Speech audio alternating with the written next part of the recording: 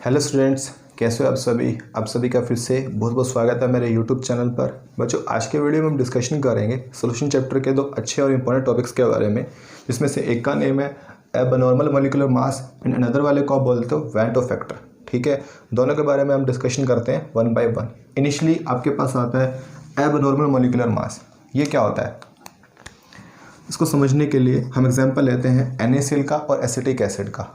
देखो होता क्या है, अगर मैं NaCl को सोल्यूशन में डाल दूँ, अगर मैं NaCl को कहाँ डालूँ, सोल्यूशन के अंदर, तो सोल्यूशन में क्या आएगा, ये जो NaCl है ये डिसोशिएट होगा, आपको इसमें डिसोशिएशन देखने को मिलेगा। एंड आफ्टर द डिसोशिएशन ये जो हमारे पास NaCl है ये डिवाइड होकर आपको देगा Na पॉजिटिव और Cl नेगेटिव आयन। ठीक है, NaCl हमारे पास एक इलेक्ट्रोलाइट होता है। जब भी आप इसको सोल्यूशन में डालोगे, ठीक है, इस कंडीशन में इसमें डिवीज़न आपको देखने को मिलेगी।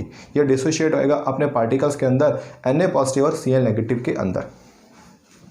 अभी आप लोगों ने क्या करना है, यहाँ पर 1 मोल ऑफ NaCl का मास निकालो एंड यहाँ पर निकालो 1 मोल ऑफ NaCl का मास।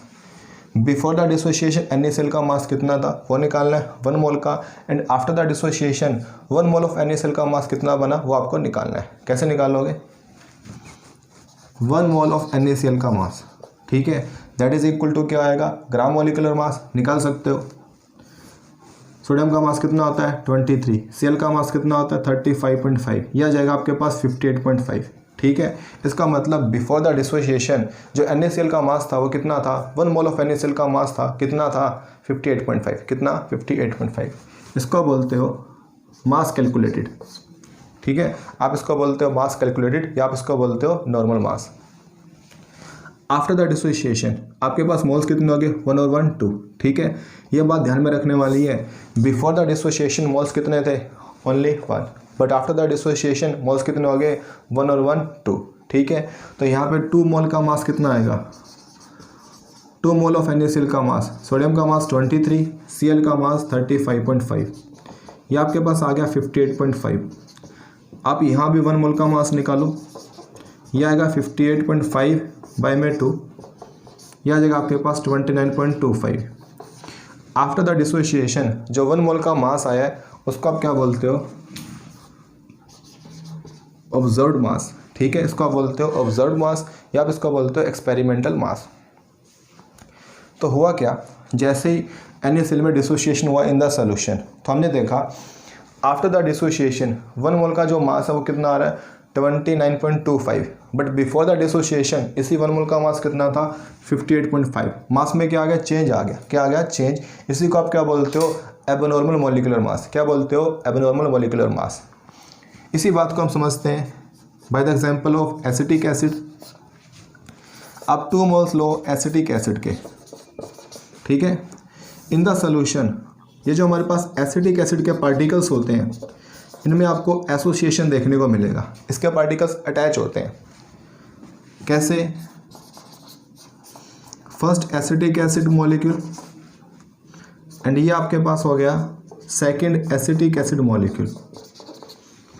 ये पहला मॉलिक्यूल है, ये दूसरा मॉलिक्यूल है, CH3COOH, CH3COOH। ठीक है, ये हाइड्रोजन या ऑक्सीजन इन दोनों के बीच में फॉर्मेशन हो जाएगा H बॉन्ड का। ये ऑक्सीजन या हाइड्रोजन इन दोनों के बीच में फॉर्मेशन हो जाएगा किसका, H बॉन्ड का।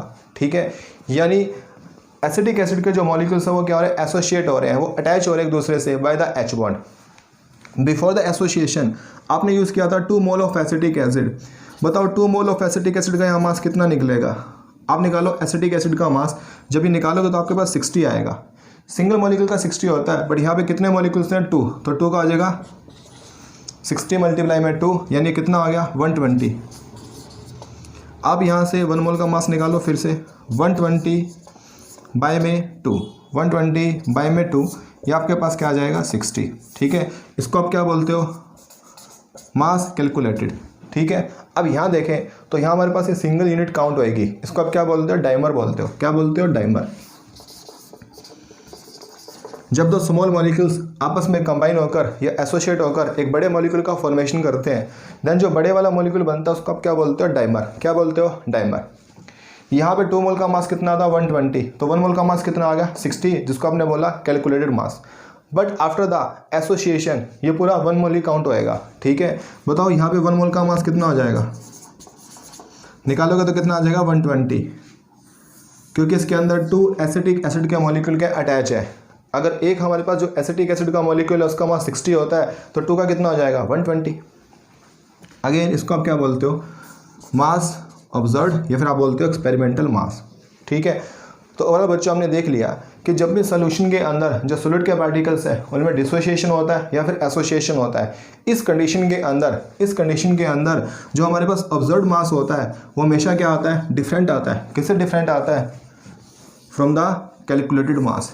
इसी को आप क्या बोलते हो, एबनॉर्मल मॉलिक्यूलर मास। क्या बोलते हो, एबनॉर्मल मॉलिक्यूलर मास। ठीक है, डेफिनेशन बहुत ही आसान है, सिंपल है। फिर से मैं रिपीट करता हूँ कि जब भी सॉल्यूशन के अंदर सॉलिड के जो पार्टिकल्स होते हैं उनमें आपको एसोसिएशन या फिर डिसोसिएशन देखने को मिले, इस कंडीशन के अंदर जो ऑब्जर्व्ड मास होता है किसका, सॉलिड पार्टिकल्स का, वो हमेशा डिफरेंट आता है। किससे, कैलकुलेटेड मॉलिक्यूलर मास से। इसी को आप क्या बोलते हो, एबनॉर्मल मॉलिक्यूलर मास।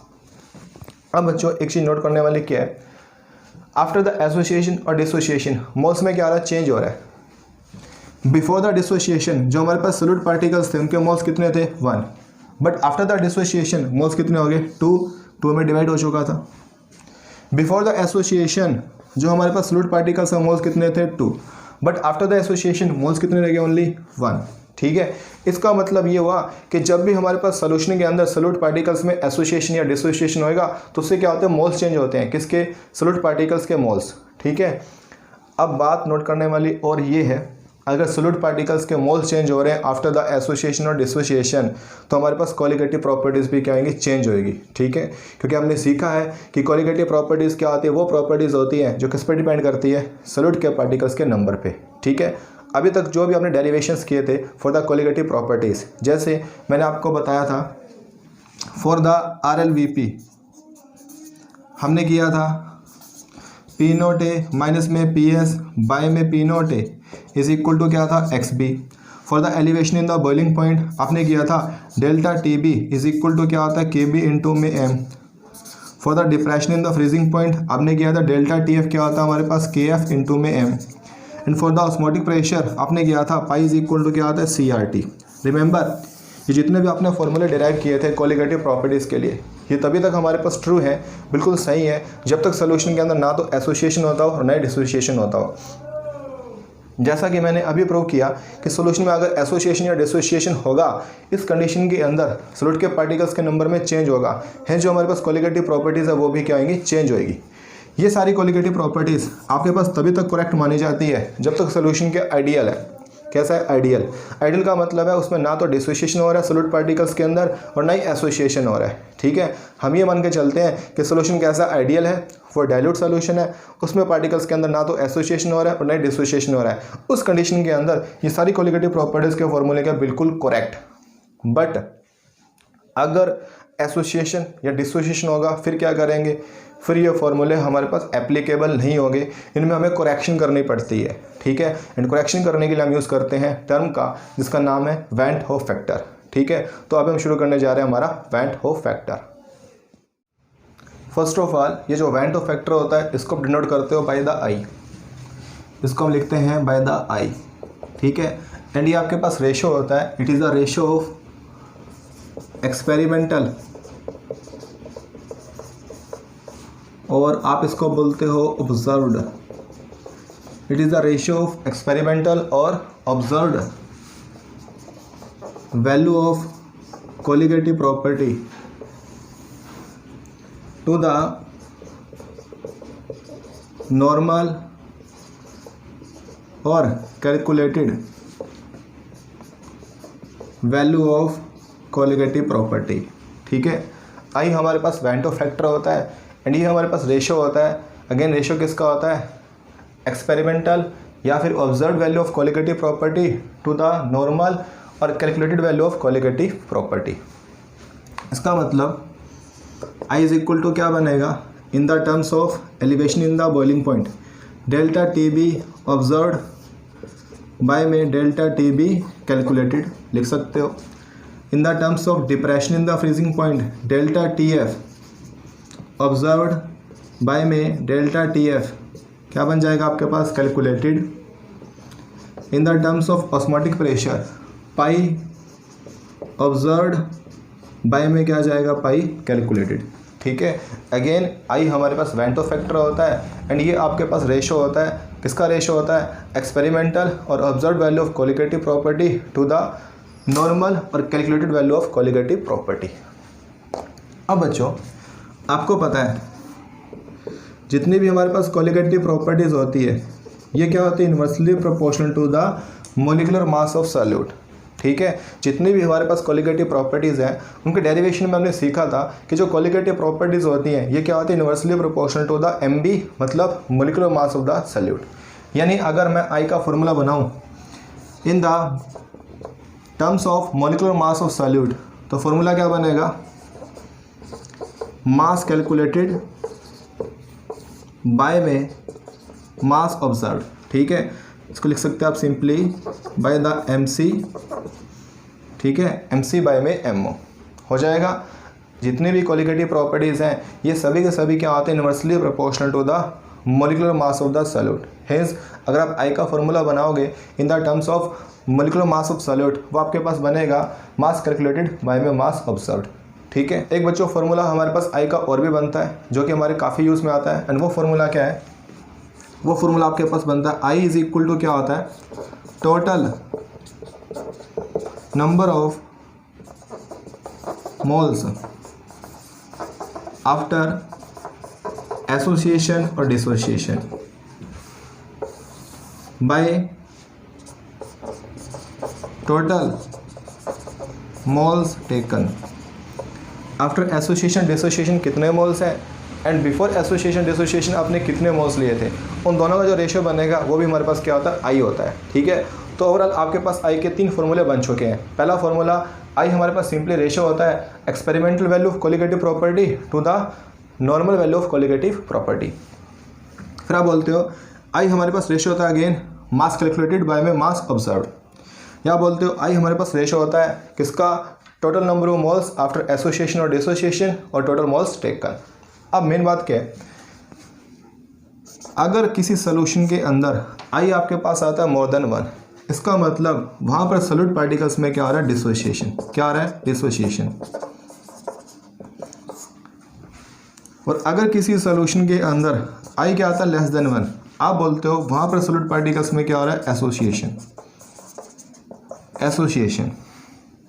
और अगर आई इज इक्वल टू आता है 1, आप बोलते हो सोल्यूशन के अंदर ना तो एसोसिएशन हो रहा है और ना ही डिसोसिएशन हो रहा है, यानी सोल्यूशन कैसा है आपके पास, आइडियल। कैसा है, आइडियल। समटाइम्स हमारा यहाँ से वेरी शॉर्ट और MCQ क्वेश्चन बन जाता है, आपसे पूछ सकता है कि for the ideal solution i की वैल्यू क्या होती है, आप बोलोगे for the ideal solution i is equal to क्या होता है, 1। ठीक है, but in the case of non ideal solution i क्या आएगा, डज नॉट इक्वल टू 1। या तो आई हमारे पास मोर देन 1 आएगा या फिर लेस देन 1 आएगा। मोर देन 1 का मतलब वहाँ पर सॉल्यूट पार्टिकल्स में क्या हो रहा है, डिसोसिएशन हो रहा है, और लेस देन 1 का मतलब कि वहाँ पर जो सॉल्यूट पार्टिकल्स उनमें क्या हो रहा है, एसोसिएशन। इनको आप प्रूव भी कर सकते हो। कैसे, जैसे मैंने आपको जस्ट अभी बताया, जब आप 1 मोल ऑफ NaCl लेते हो सोल्यूशन के अंदर, इसमें क्या आएगा, डिसोसिएशन। आफ्टर द डिसोसिएशन आपके पास क्या बनेगा, 1 मोल ऑफ Na पॉजिटिव और 1 मोल ऑफ Cl नेगेटिव। यहाँ पर हमने 1 मोल NaCl का मास निकाला था, कितना आया था, 58.5। इसको हमने बोला था मास कैलकुलेटेड। एंड यहाँ पे हमने 1 मोल का मास निकाला था, वो आया था आपके पास 29.25। इसको आपने बोला था मास ऑब्जर्व्ड। ठीक है, अब देखो आपके पास MO भी है और MC भी है। अब आई निकाल के देखो, आई का फॉर्मूला MC बाय में MO। बताओ MC कितना आपके पास, 58.5। MO कितना आपके पास, 29.25। अपन कैलकुलेशन यहाँ पे आ जाएगा 2, और 2 का मतलब ये हुआ कि आई आपके पास क्या आ रहा है, मोर देन 1। और मोर देन 1 का मतलब है डिसोसिएशन होना चाहिए, और डिसोसिएशन ही हो रहा है। ठीक है, by using the value of i आप आसानी से गिवन सोल्यूशन के अंदर चेक कर सकते हो कि एसोसिएशन हो रहा है या फिर डिसोसिएशन हो रहा है। करना क्या है, सिर्फ आई निकालना है। ठीक है, और चेक करना है कि आई आपके पास मोर देन 1 आ रहा है या फिर लेस देन 1 आ रहा है। मोर देन 1 का मतलब डिसोसिएशन और लेस देन 1 का मतलब एसोसिएशन। एसोसिएशन वाला केस भी देख लेते हैं। जैसे हमने 2 मोल्स लिए थे एसिटिक एसिड के, इनमें क्या हुआ था, एसोसिएशन हुआ था। उसके बाद आपके पास 1 मोल बना था डाइमर का। ये हमारे पास था डाइमर, यहाँ बन गया था H बॉन्ड, यहाँ बन गया था H बॉन्ड, एंड यहाँ हमने 1 मोल का मास निकाला था, कितना आया था 120, ये आपके पास था मास ऑब्जर्व्ड। यहाँ पर आपने 1 मोल का मास निकाला था, यह था 60, ये आपके पास क्या था मास कैलकुलेटेड। ठीक है, यहाँ भी आप आई निकाल लो। Again i is equal to क्या होता है MC बाई में MO। MC कितना आपके पास 60, MO कितना आपके पास 120, अपॉन कैलकुलेशन यह आ जाएगा 1/2 मतलब 0.5, और 0.5 क्या होता है हमारे पास लेस देन 1। ठीक है, हेंस यहाँ पे क्या आएगा एसोसिएशन, और एसोसिएशन ही हो रहा है। ठीक है, आपको आई की जो वैल्यूज़ है प्रूव नहीं करनी है, सिंपली रिजल्ट ध्यान रखने हैं बस। अगेन अगर किसी सोल्यूशन के अंदर आई मोर देन 1 आता है तो डिसोसिएशन होएगा, लेस देन 1 आ रहा है तो एसोसिएशन होएगा, और आई इज इक्वल टू 1 आता है मतलब ना ही डिसोसिएशन है और ना ही एसोसिएशन है। सोल्यूशन कैसा है आइडियल है, कैसा है आइडियल। ठीक है, तो बच्चों अभी हमने वैन टू फैक्टर के बारे में जान लिया है। Now for a given electrolyte जो वैन टू फैक्टर है वो कैसे फाइंड किया जाता है वो हम सीखते हैं। ठीक है, जनरली यहाँ से हमारा MCQs या फिर जो वेरी शॉर्ट क्वेश्चन होता है पुट कर लिया जाता है। क्वेश्चन बहुत ही आसान है। देखो बच्चों, आपको क्वेश्चन गिवन है और कुछ जो इलेक्ट्रोलाइट्स है वो हमें गिवन है, इन सब के लिए हमें फाइंड करनी है value of van't factor. कैसे निकालोगे? सबसे पहले आप क्या करो, जो गिवन इलेक्ट्रोलाइट है उसको डिसोशिएट करो। क्या करो? डिसोशिएट। जब KCl डिसोशिएट होएगा ये क्या बनाएगा K पॉजिटिव और Cl नेगेटिव। K2SO4 जब डिसोशिएट होता है ये बनाता है 2K पॉजिटिव प्लस में SO4 2 नेगेटिव। ये आपके पास एक कॉम्प्लेक्स कंपाउंड है। 4 पोटेशियम डिसोशिएट होंगे तो आपको देंगे 4K पॉजिटिव। ये पूरा कॉम्प्लेक्स नेगेटिव आयन होता है, यहाँ से बन जाएगा FeCN6, इस पूरे पे चार्ज होता है 4 नेगेटिव। ठीक है, इनिशियली कोई भी इलेक्ट्रोलाइट जिसके लिए आपको आई निकालना हो आप उसमें डिसोसिएशन दिखा दो। ठीक है, दिखा दिया। अभी आप आई के लिए फॉर्मूला यूज़ कर लो। बताओ आई क्या था? टोटल मोल्स आफ्टर डिसोसिएशन और एसोसिएशन बाय में total used. In the case of KCl starting में मोल्स कितने थे 1, आफ्टर डिसोसिएशन मोल्स कितने हो गए 1 और 1 2, ये आपके पास आ जाएगा 2। ठीक है, इन the case of K2SO4 after dissociation moles कितने हो गए 2 और 1 3, यूज कितने किए थे आपने 1। ठीक है, कितना आ जाएगा 3। ये कॉम्प्लेक्स कंपाउंड है। बिफोर डिसोसिएशन मोल्स कितने थे 1, और आपने यूज कितने कर लिए? बिफोर डिसोसिएशन मोल्स कितने थे 1, और आफ्टर डिसोसिएशन मोल्स कितने हो गए 4 और 1 5। यहाँ पे आई कितना आ जाएगा आपके पास 5। ठीक है, आई के लिए formula total moles after dissociation by में टोटल यूज्ड हो जाएगा। इस तरीके से आप कोई भी गिवन इलेक्ट्रोलाइट है उसके लिए आप आई निकाल सकते हो। तो अभी बच्चों हमने वैन टू फैक्टर्स के बारे में जान लिया है। अभी हम करते हैं हमारा नेक्स्ट टॉपिक, जिसमें हम क्या करते हैं डिग्री ऑफ डिसोसिएशन और एसोसिएशन अल्फा की कैलकुलेशन करते हैं by using the van't factor. Now by using the value of van't factor i हम कैलकुलेशन करने जा रहे हैं डिग्री ऑफ डिसोसिएशन अल्फा की। First of all degree of dissociation alpha होती क्या है? आप क्या बोलते हो? ये हमारे पास फ्रैक्शन होता है टोटल मोल्स डिसोशिएटेड का, या फिर ये रेशो है, इसका ratio total moles dissociated by में टोटल मोल्स टेकन। ठीक है, एक्चुअल में आप अल्फा के बारे में पढ़ते हो in the ionic equilibrium chapter. ठीक है, वहाँ पर हम डिटेल में पढ़ते हैं अल्फा के बारे में। फिलहाल अब ध्यान रखो यहाँ पर अल्फा हमारे पास रेशो होता है टोटल मोल्स डिसोशिएटेड और total moles taken. For a strong electrolyte alpha is equal to क्या होता है 1 होता है, and for a weak electrolyte alpha की वैल्यू क्या होती है 0 से 1 के बीच में वेरी करती है। अभी हमें कैलकुलेशन करनी है डिग्री ऑफ डिसोसिएशन की, मतलब हमें सोल्यूशन में डिसोसिएशन दिखाना है। इसको समझने के लिए आप एग्जाम्पल ऐसे लो। मैंने बोला आपके पास कोई A2 सॉल्यूट है। ठीक है, जैसे सोल्यूशन में जाता है डिसोशिएट हो जाता है किसके अंदर A प्लस A से। ठीक है, मतलब कितने A बने 2A बने। अगर मान लो आपके पास A3 सॉल्यूट होता डिसोसिएशन से कितने A बनाता A प्लस A, मतलब कितने A 3A। अब मान लो आपके पास क्या AN है, बताओ कितने A बन जाएंगे? बहुत आसान, NA बनेंगे आफ्टर डिसोसिएशन। ठीक है, initially when time is equal to 0। इसके मोल्स कितने हैं 1 और ये क्या है 0। ठीक है, स्टार्टिंग के अंदर जब हमारे पास डिसोसिएशन शुरू ही नहीं हुआ, ये कितना है 1 मोल और ये कितना आएगा 0। फिर हमने बोला आफ्टर टाइम t, इसमें क्या अगर डिसोसिएशन हो गया, हमने बोला अल्फा पार्ट 1 मोल में से जो अल्फा पार्ट है वो चला गया डिसोसिएशन के अंदर। कहाँ चला गया? डिसोसिएशन के अंदर। ठीक है, तो यहाँ देखो इसके 1 मोल में से अल्फा चला गया डिसोसिएशन के अंदर, तो यहाँ कितना बनेगा n अल्फा। कितना बनेगा? n alpha. सिंपल सी कैलकुलेशन है, अगर ये पूरा 1 का 1 मोल डिसोशिएट हो जाता है कितने बनेंगे? n बनेंगे। कितने बनेंगे? n ही बनेंगे ना। तो अल्फा से कितने बनेंगे? n alpha. तो ये हो गया 1 माइनस में अल्फा, अगर अल्फा गया तो कितना बनेगा? n alpha. बस अब निकाल लो i। बताओ i के लिए फॉर्मूला क्या था? In the terms of mole, total number of moles after dissociation by में टोटल मोल्स टेकन। ठीक है, आई के लिए हमने जस्ट अभी फॉर्मूला किया था in the terms of mole कि आई क्या होता है? रेशो होता है total number of moles after dissociation और total number of moles taken. I is equal to after dissociation कितने मोल्स हैं? 1 माइनस अल्फा ये रे, n अल्फा ये रे, आपको सारे ऐड करने हैं। 1 माइनस अल्फा प्लस में n अल्फा बाय में टेकन, यूज़ कितने किए थे? 1। ठीक है, नाउ आई का फॉर्मूला हमने in the terms of mass भी किया था। वो फॉर्मूला क्या था आपके पास? mc बाय में mo इज इक्वल टू आ जाएगा 1 माइनस में अल्फा प्लस में n alpha, since again i is equal to क्या होता है? mc बाय में mo।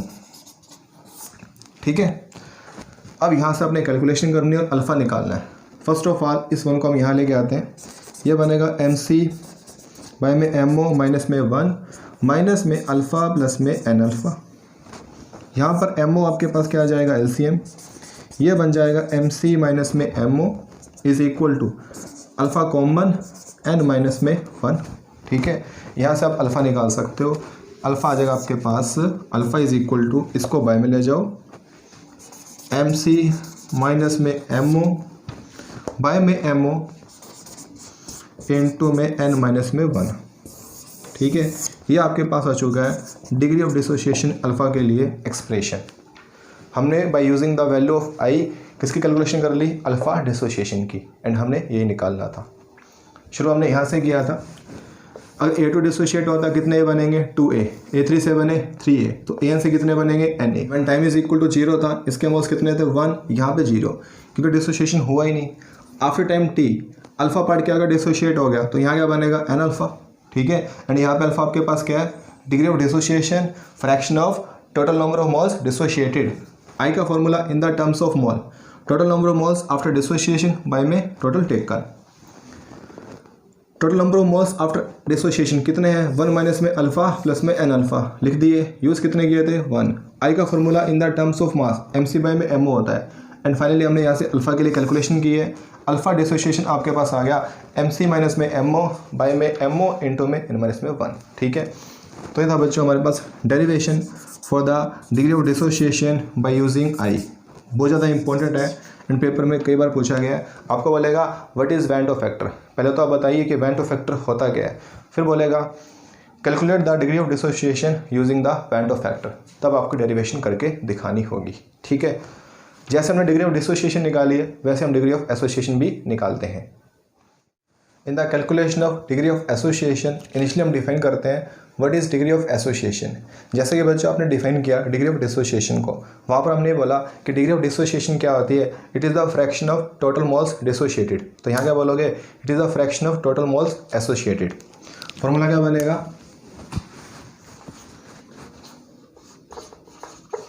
Total moles associated bye में टोटल मोल्स टेकन। कितने मोल्स एसोसिएट हो रहे हैं और कितने आपने यूज़ किए थे। क्योंकि यहाँ पर आपको एसोसिएशन दिखाना है, थोड़ा हम रिवर्स में चलेंगे डिसोसिएशन से। मैंने बोला A प्लस A मतलब 2A, इनमें एसोसिएशन हो रहा है और एसोसिएशन से क्या बना आपके पास? A2। क्या बना? A2। ठीक है, फिर मैंने बोला a plus A plus A 3a, again इनमें भी क्या हो रहा है, एसोसिएशन हो रहा है। तो बताओ क्या बनना चाहिए, a3। 2a के एसोसिएशन से क्या बना, a2 बना, तो 3a के एसोसिएशन से क्या बनेगा, a3। और मान लो आपके पास क्या na है, तब एसोसिएशन से क्या बनना चाहिए, an। ठीक है, सेम वही condition when time is equal to 0। ये 1 मोल था और ये कितना था, 0, क्योंकि जो एसोसिएशन है वो शुरू हुआ ही नहीं, ये चीज़ बनी नहीं, तो कंसंट्रेशन क्या मानी जाएगी, 0।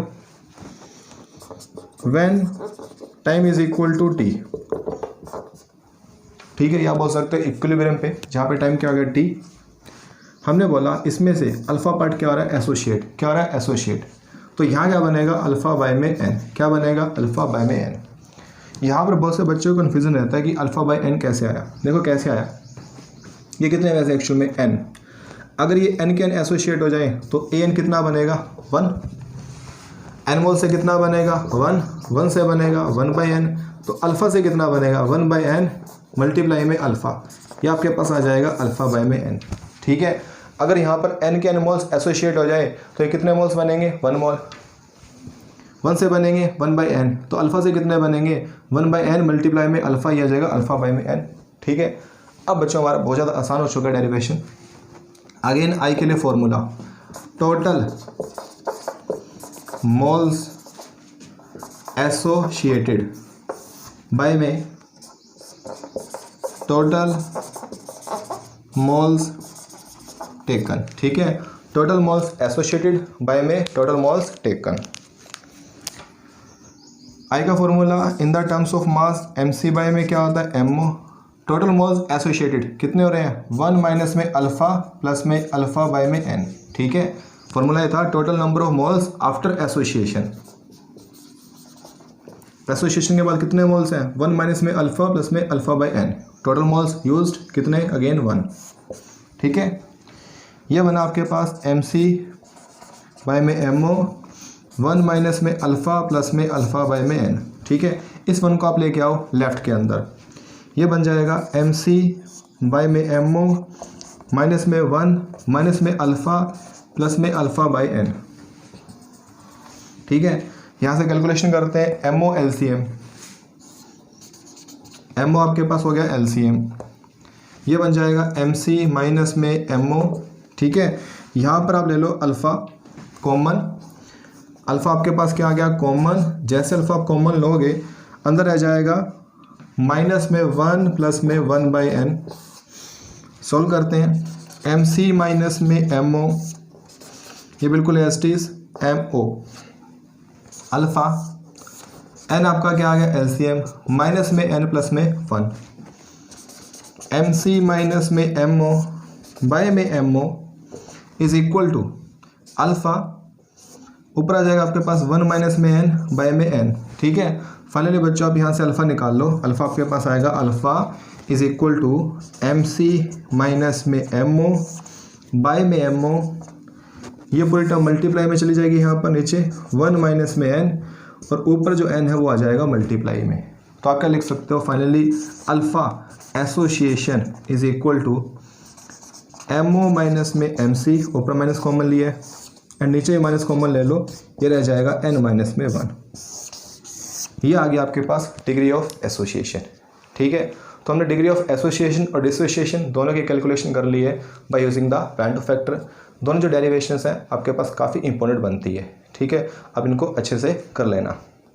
नाउ बच्चों हमारा वेंटो फैक्टर है वो कंप्लीट हो चुका है, अब हम कोलिगेटिव प्रॉपर्टीज़ को करेक्ट कर सकते हैं। ठीक है, इनिशियली मैंने आपको बताया था कि कोलिगेटिव प्रॉपर्टीज़ के फॉर्मूले, कौन से फॉर्मूले, ये वाले।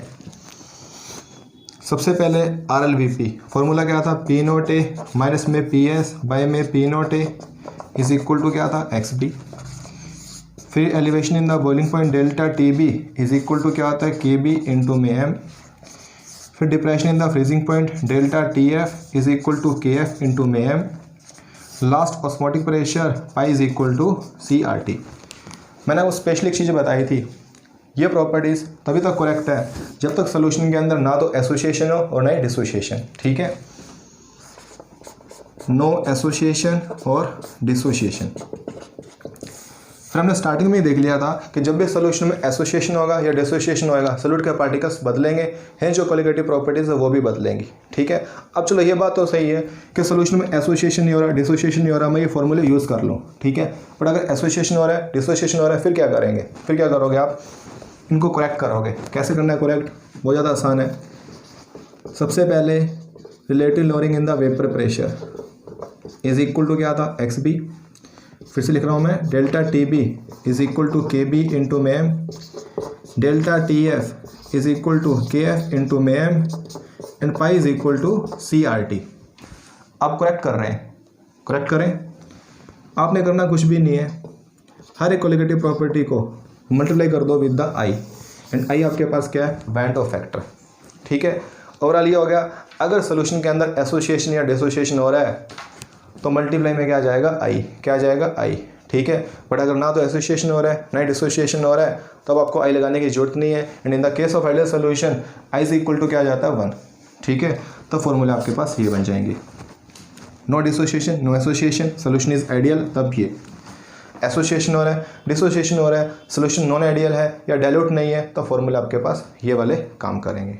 ठीक है, ये था बच्चों हमारे पास आज का टॉपिक, वैन टॉप फैक्टर और एब्नॉर्मल मॉलिक्यूलर मास।